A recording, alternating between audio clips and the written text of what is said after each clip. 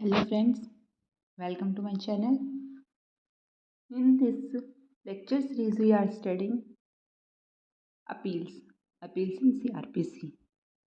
अगर आप मेरे चैनल पर नए हो तो अभी चैनल सब्सक्राइब कर लो ताकि आपको आगे की सारी वीडियोस की नोटिफिकेशन ऑन टाइम मिल जाए।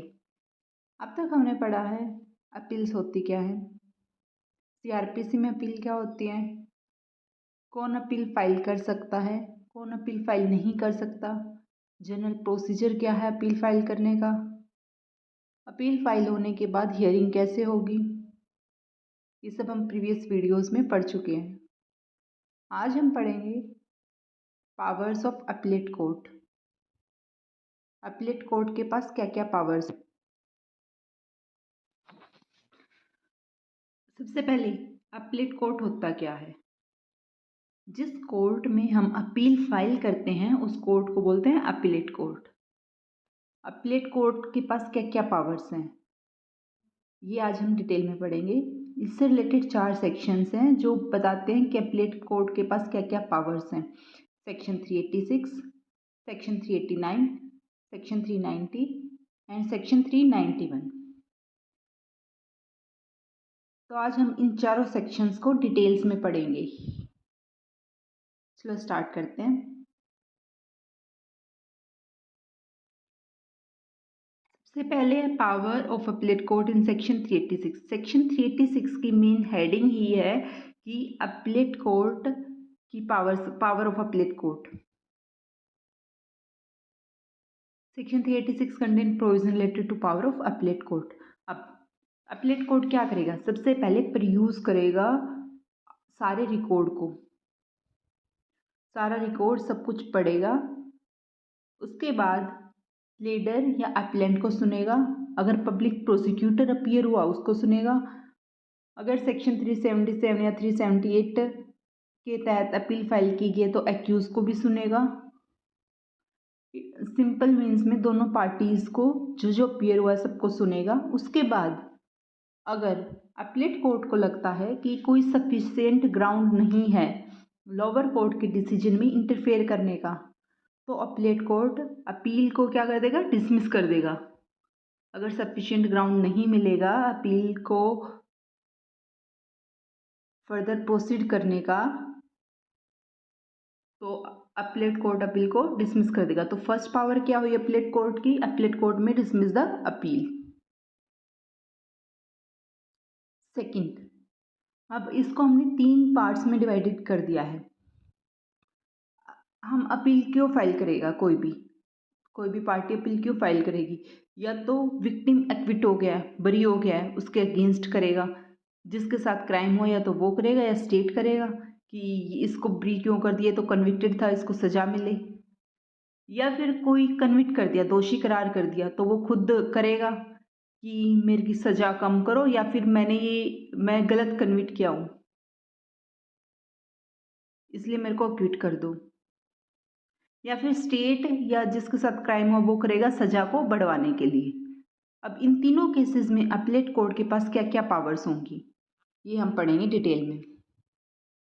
अगर एक्विटल के अगेंस्ट अपील हुई है तो अपीलेट कोर्ट ऑर्डर को रिवर्स कर सकता है। मीन्स लोअर कोर्ट ने अगर एक्विट कर दिया, बरी कर दिया है, तो उसको कन्विक्ट कर देगा और उसको सजा दे देगा। या डायरेक्ट कर सकता है लोअर कोर्ट को फॉर रिट्रायल। लोअर कोर्ट को बोल सकता है कि आप दोबारा से ट्रायल लो, दोबारा से हियरिंग, पूरा केस दोबारा से सुनो, या फिर फर्दर इंक्वायरी की आपने जो इंक्वायरी इन्वेस्टिगेशन इस केस में हुई है वो इनफ नहीं है और फर्दर इंक्वायरी करो। या फिर उसको अक्यूज को गिल्टी फाइंड आउट करके और उसके अगेंस्ट सेंटेंस पास कर देगा, सेंटेंस में सजा पास कर देगा। अपील अगेंस्ट एक्विटल में क्या कर सकता है अपीलेट कोर्ट, या तो लोअर कोर्ट के डिसीजन को रिवर्स कर देगा, या लोअर कोर्ट को रिट्रायल के लिए बोल देगा, या लोअर कोर्ट को फर्दर इंक्वायरी के लिए बोल देगा, या खुद ही हियरिंग सुन के और उसको गिल्टी, अगर हियरिंग सुन के अपीलेट कोर्ट को लगेगा कि वो गिल्टी है तो उसके अगेंस्ट सेंटेंस पास कर देगा। अब आपको ये बताना अपील अगेंस्ट एक्विटल कौन से सेक्शन में है। ये हमने प्रीवियस वीडियोस में पढ़ा है, नीचे कमेंट करो आप। नेक्स्ट है appeal against conviction. Appeal against conviction क्या होगी कि अगर कोई दोषी कन्विक्ट कर दिया, दोषी करार कर दिया, तो वो अपील फाइल करेगा हायर कोर्ट में। क्यों अपील फाइल करेगा? कि मेरे ऊपर जो चार्ज लगे हैं वो ठीक नहीं है, मैंने कुछ क्राइम नहीं किया है, या फिर मेरे ऊपर जो चार्ज लगे उसके अगेंस्ट मेरे को सज़ा ज़्यादा मिली है। उसमें अपीलेट कोर्ट के पास क्या क्या पावर्स होंगी? सबसे पहले अपीलेट कोर्ट में रिवर्स दी फाइंडिंग्स। जो लोअर कोर्ट ने फाइंडिंग्स पूरी हियरिंग सुन के जो अपने ऑर्डर में लिखा है कि हमने ये पाया, उनको रिवर्स कर सकता है। कन्विक्ट को डिस्चार्ज या एक्विट कर सकता है, या लोअर कोर्ट को ऑर्डर कर सकता है कि इसका ट्रायल दोबारा लो, ट्रायल ठीक से नहीं हुआ है, ट्रायल दोबारा लो। या जो फाइंडिंग मिली है मतलब पूरे ट्रायल में, उनको चेंज कर सकता है जिनकी वजह से सज़ा मिली, या सज़ा को ही चेंज कर सकता है, अल्टर द सेंटेंस, सज़ा को ही चेंज कर सकता है। जैसे 5 साल की सज़ा को 3 साल की कर देगा। या नेचर ऑफ सेंटेंस को, मीन्स नेचर ऑफ सेंटेंस को कैसे चेंज करेगा? मतलब एक टाइप की सज़ा को दूसरी टाइप की सज़ा में चेंज कर देगा। किसी को इम्प्रिजनमेंट हुई है मान लो 1 ईयर की, तो उसको बोल देगा एक काम करो आप 1 लाख फाइन दे दो और आपकी इम्प्रिजनमेंट कैंसिल हो जाएगी। तो नेचर ऑफ सेंटेंस को भी चेंज कर सकते हैं। अपील अगेंस्ट कन्विक्शन में क्या क्या कर सकता है अपीलेट कोर्ट? फाइंडिंग्स को रिवर्स कर सकता है, डिस्चार्ज या एक्विट कर सकता है एक्यूज को, या लोअर कोर्ट को ऑर्डर कर सकता है रिट्रायल के लिए, या जो रिकॉर्ड में फाइंडिंग्स रिकॉर्ड है उसको चेंज कर सकता है जिस रिकॉर्ड की वजह से उसको सजा हुई थी, या सजा को चेंज कर सकता है, या सजा के नेचर को चेंज कर सकता है। अब नेक्स्ट है in an appeal for enhancement of sentence. Enhancement of sentence की अपील कौन फाइल करेगा? या तो स्टेट फाइल करेगा, कोई हाई प्रोफाइल केस है किसको सजा कम मिली तो स्टेट फाइल करेगा कि इसको सजा बढ़ाओ, या जिसके साथ क्राइम हुआ है विक्टिम वो फाइल करेगा। उसके पास उस केस में अपीलेट कोर्ट के पास क्या क्या पावर्स होंगी? सेम दोनों की तरह रिवर्स द फाइंडिंग्स, जो फाइंडिंग्स हुई है रिकॉर्ड है उसको चेंज रिवर्स कर सकता है। मे इवन डिस्चार्ज और एक्विट द एक्यूज्ड। स्टेट या जिसके साथ क्राइम हुआ उसने अपील की है सजा बढ़वाने के लिए, लेकिन अपीलेट कोर्ट सजा बढ़ाने के बजाय उसको एक्विट ब्री भी कर सकता है, जो सजा मिली है वो भी माफ कर सकता है।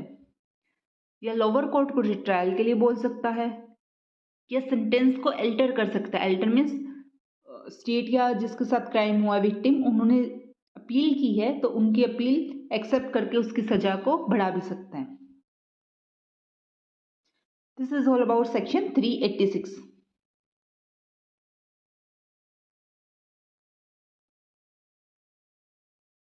I think it's all clear. Let's jump to the next section.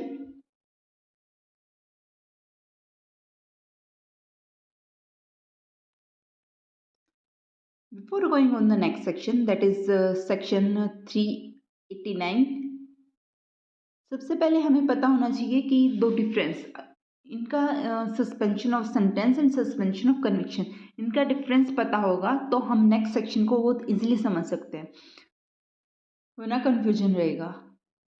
सबसे पहले सस्पेंशन ऑफ सेंटेंस क्या होता है? सस्पेंस मीन्स आगे बढ़ा देना, सेंटेंस मीन्स सजा, सजा को आगे बढ़ाना। कोई भी हियरिंग होती है, कुछ भी ट्रायल होता है किसी भी कोर्ट, अपीलेट कोर्ट में, सबसे पहले हियरिंग होगी कि आरोप लगेगा, एक्यूजल है, अब एक्यूज्ड है, अब वो गलत भी एक्यूज होगा या सही भी एक्यूज होगा। फिर हियरिंग होगी कि ये जो एक्यूज है ये कन्विक्टेड है या नहीं है, कन्विक्शन के लिए इसकी हियरिंग्स की डेट्स लेंगी। अब अगर कोर्ट ने ये पाया कि जो एक्यूज्ड है वो कन्विक्टेड है, जिस पर आरोप लगा उसने सच्ची में क्राइम किया है, तो वो क्या होगा? कन्विक्टेड। अब उसके बाद कन्विक्टेड साबित हो गया, दोषी करार हो गया। उसके बाद नेक्स्ट जो हियरिंग्स होंगी वो होंगी सेंटेंस के लिए। सेंटेंस मीन्स कि अब इसको सजा कितनी दी जाए, इसने क्राइम तो किया है, ये क्राइम किया, इस क्राइम के लिए इसकी सजा कितनी होनी चाहिए। तो सस्पेंशन ऑफ सेंटेंस के केस में क्या होगा कि जो ये सेंटेंस वाली हियरिंग होगी, ये वाली जो हियरिंग होगी, इसको सस्पेंड कर देंगे कुछ टाइम पीरियड के लिए, means what ever is given, या जितने भी टाइम के लिए बेल पे कन्विक्टेड को बाहर बेल दे देंगे उतने टाइम पीरियड के लिए। अब मान लो 6 महीने की बेल दे दी, कन्विक्टेड साबित कर दिया, जिस कोर्ट में हियरिंग हुई उसने अपील फाइल कर दी हायर कोर्ट में। अब हायर कोर्ट ने क्या किया, सस्पेंशन ऑफ सेंटेंस कर दिया कि ये सजा है, इसको सस्पेंड कर दो 6 मंथ के लिए। अब 6 मंथ के लिए वो बेल पर बाहर है, लेकिन कन्विक्टेड पर्सन बाहर है, इसका मतलब ये नहीं है उसका कोई क्रिमिनल रिकॉर्ड नहीं है, वो कन्विक्टेड तो साबित हुआ है, सिर्फ उसकी सजा को सस्पेंड किया है कुछ टाइम के लिए, तो उसका अभी भी क्रिमिनल रिकॉर्ड होगा, सिर्फ सेंटेंसिंग डिलेड होगी, सजा डिले हो जाएगी। और मेनली ये सजा डिले किस बेसिस पे होते हैं, मोरल बिहेवियर पे, या उसको कुछ ये बोल देते हैं कि लोअर कोर्ट ने इसको सजा दे दी है, लेकिन क्या पता हायर कोर्ट उसको सुने और वो कन्विक्टेड ना हो, इसलिए कुछ सेंटेंस को कुछ टाइम पीरियड के लिए बढ़ा दो जब तक अपील पेंडिंग है हायर कोर्ट में। This is suspension of sentence, कि सेंटेंस को हम सस्पेंड कर देते हैं कुछ टाइम पीरियड के लिए जब तक अपील पेंडिंग है या what ever the court decide. I think it's clear. Next हम कंपेयर कर लेते हैं सस्पेंशन ऑफ कन्विक्शन। अभी मैंने इसमें सस्पेंशन ऑफ सेंटेंस में बताया कि हियरिंग 2 पार्ट्स में होती है। फर्स्ट एक्यूज तो हो गया, पुलिस ने इन्वेस्टिगेशन में वो एक्यूज साबित हो गया।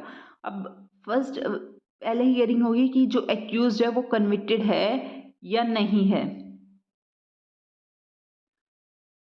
सेकंड होती है कि सेंटेंस कितना, सजा कितनी दी जाए। अब अगर सस्पेंशन ऑफ कन्विक्शन है, मीन्स ये वाली हियरिंग है कि ये कन्विक्टेड है या नहीं है, इसको ही डिले कर दे कि अभी साबित नहीं हुआ कि जो एक्यूज्ड है कि उसने सच्ची में क्राइम किया है या नहीं किया है, इसको ही, इस वाली हियरिंग को ही डिले कर दिया जाता है। This is suspension of conviction. अब ये साबित ही नहीं हुआ कि उसने क्राइम किया है नहीं किया है, वो कन्विक्टेड साबित ही नहीं हुआ, उसको तो सस्पेंड कर दिया, कन्विक्शन को कन्विक्शन डिले कर दिया, तो नो क्रिमिनल रिकॉर्ड, तो कोई क्रिमिनल रिकॉर्ड नहीं है अब तक जब तक वो कन्विक्टेड साबित नहीं हुआ है। क्रिमिनल रिकॉर्ड तब होता अगर वो कन्विक्टेड होता। अब ये भी हो सकता कि वो पूरे लाइफ टाइम कन्विक्टेड साबित ही नहीं हो, ये भी बेसिकली मोरल बिहेवियर पे किया जाता है।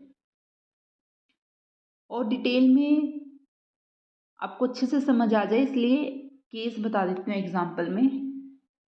अभी लास्ट ईयर राहुल गांधी गुजरात में भाषण दे रहे थे, तो उन्होंने बोला था कि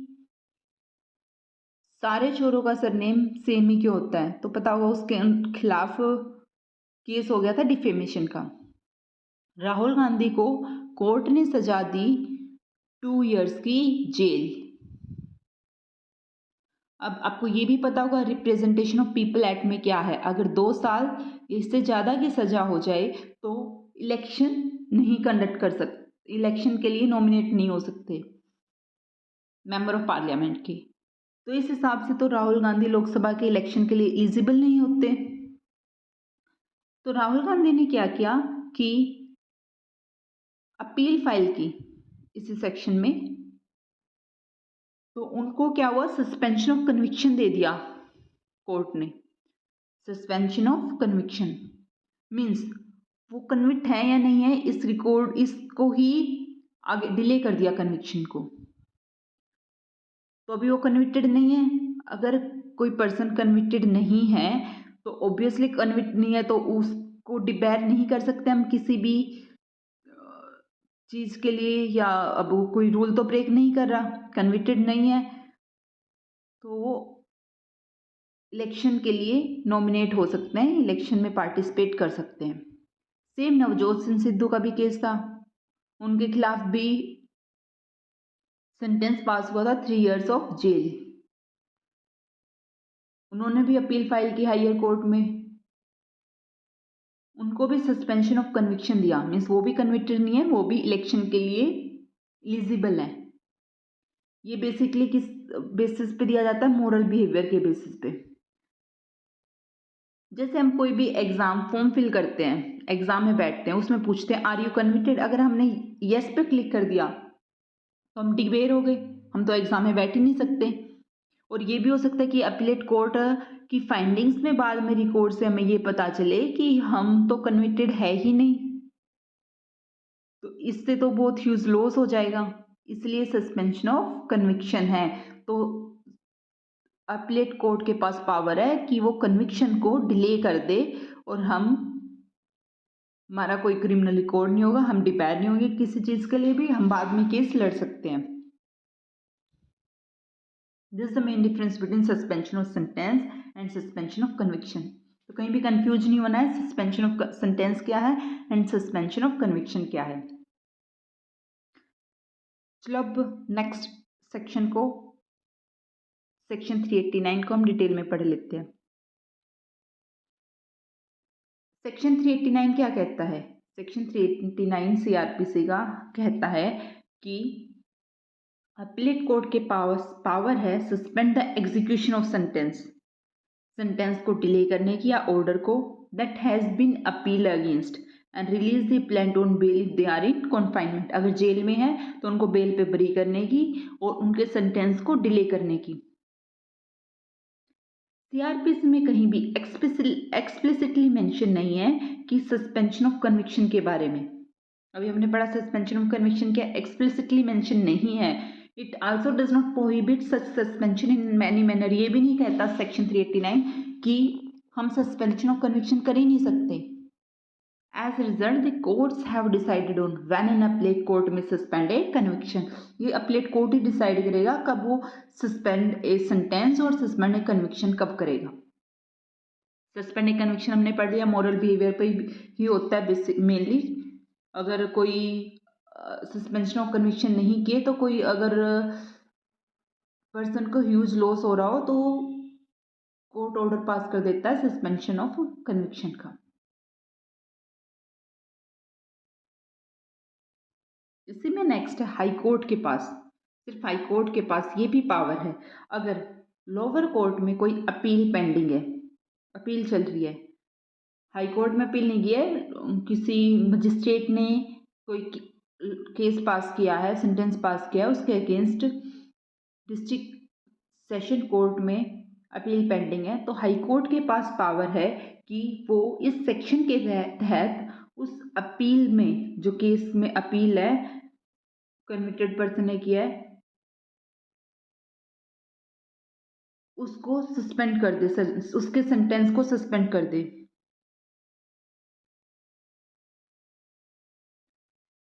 समझ आया? अगर अपील पेंडिंग है सबॉर्डिनेट कोर्ट में तो भी हाई कोर्ट उस अपील में सस्पेंशन ऑफ सेंटेंस का ऑर्डर पास कर सकता है। हाई कोर्ट तक वो अपील पहुंची नहीं है, हाई कोर्ट ऐसे ही जिस केस में उसको लगता है, या हाईली न्यूज़ में जो केस है उसमें सस्पेंशन ऑफ सेंटेंस का ऑर्डर पास कर सकता है। अब जिन केसेस में अगर इम्प्रिजनमेंट 3 साल या इससे कम है, उन्होंने जो ऑफेंस किया वो बेलेबल ऑफेंस है, उस ऑफेंस ऐसा है हिनस क्राइम नहीं है, बेलेबल ऑफेंस है, तो अपीलेट कोर्ट कन्विक्टेड पर्सन को रिलीज कर सकता है बेल पे, अगर उसके बेल पे रिलीज होने से कोई इश्यू नहीं होता है, और उस टाइम पीरियड के कितने टाइम पीरियड के लिए बेल पे रिलीज कर सकता है, जितने टाइम पीरियड में वो अपील फाइल करे फर्दर कोर्ट, हायर कोर्ट में।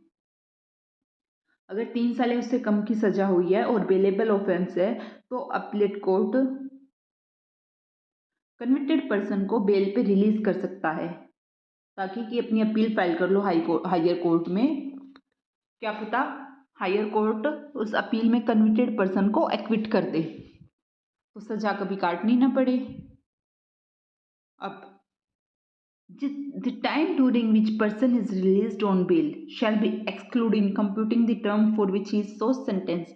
अब सस्पेंशन ऑफ सेंटेंस कर दिया, ये वाला टाइम पीरियड था, मान लो ये 1 ईयर का था, 1 ईयर के लिए सस्पेंशन ऑफ सेंटेंस कर दिया कि आपकी सजा नहीं सुनाई जाएगी, आपको कितनी सजा दी जाएगी इसकी हियरिंग हम 1 ईयर बाद करेंगे। आप 1 ईयर तक अपनी अपील फाइल कर लो, जो भी आपको करना है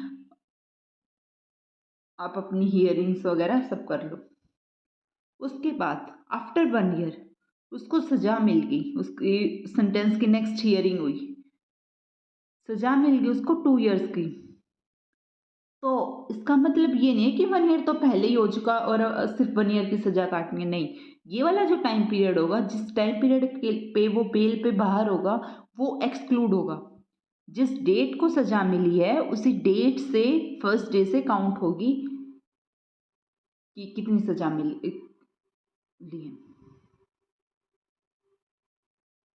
आई थिंक इट्स क्लियर। चलो नेक्स्ट सेक्शन पढ़ लेते हैं डिटेल में। नेक्स्ट सेक्शन है हमारा सेक्शन 390। सेक्शन 390 क्या कहता है कि अपीलेट कोर्ट के पास पावर है एक्यूज को अरेस्ट करने की, अगर लोअर कोर्ट ने एक्विट कर दिया उसको, अगर लोअर कोर्ट ने किसी एक्यूज को एक्विट कर दिया, ब्री कर दिया, तो और जिसने केस फाइल किया था या तो स्टेट ने या विक्टिम ने जिसके साथ क्राइम हुआ है उसने अपीलेट कोर्ट में अपील फाइल कर दी, तो अपीलेट कोर्ट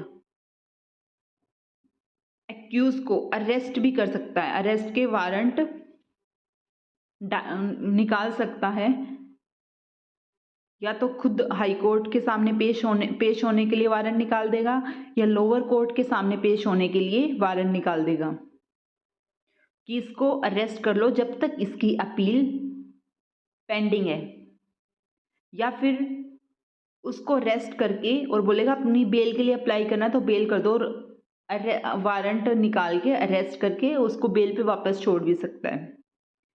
अपीलेट कोर्ट की पावर कौन से सेक्शन में गिवन है? सेक्शन 390 में। हाई कोर्ट में issue A warrant directing that the accused be arrested and brought before it or any subordinate court, and the court before which he is brought may commit him to prison pending the disposal of appeal। Jail में डाल सकता है जब तक appeal dispose of नहीं हो सकती, या उसको बेल एडमिट कर सकते हैं। This is section 390। Next section पढ़ लेते हैं, the last one, this is section 391। Section 391 में क्या है? अपीलेट कोर्ट के पास पावर है टू टेक फर्दर एविडेंस और direct it to be taken by the lower court.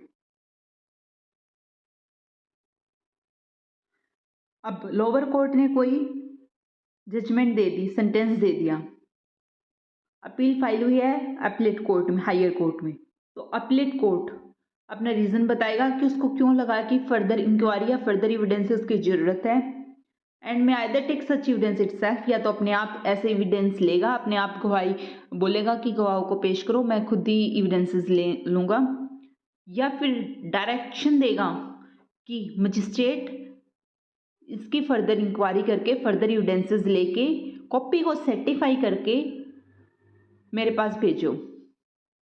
If taken by court of session या मजिस्ट्रेट या सेशन कोर्ट ने एविडेंसेस लिए हैं, फर्दर इंक्वायरी करवाई है, इट और ही शैल सर्टिफाइड सच एविडेंस, उन एविडेंस को सर्टिफाई करके फिर अपीलेट कोर्ट में भेजेंगे। अब ये नहीं है कि फर्दर एविडेंस लिए जाएंगे तो एक्यूज या प्लेडर को पता ही नहीं है कि आपके खिलाफ और भी एविडेंस ले रहे हैं। एक्यूज या प्लेडर की प्रेजेंस में ही उसको भी राइट है प्रेजेंट रहने का जब एडिशनल एविडेंस लिए जाएंगे। एक्यूज या प्लेडर को भी पता होगा आपके क्या क्या और सबूत इकट्ठे किए जा रहे हैं, क्या क्या सबूत और आपके खिलाफ हैं। ठीक है, this is power of appellate court. ये यहीं तक था। अब नेक्स्ट वीडियो में हम रिमेनिंग जो भी सेक्शंस हमारे कवर नहीं हुए इन लेक्चर सीरीज में वो सब पढ़ेंगे। Thanks for watching. Like, comment and share the video. Thank you.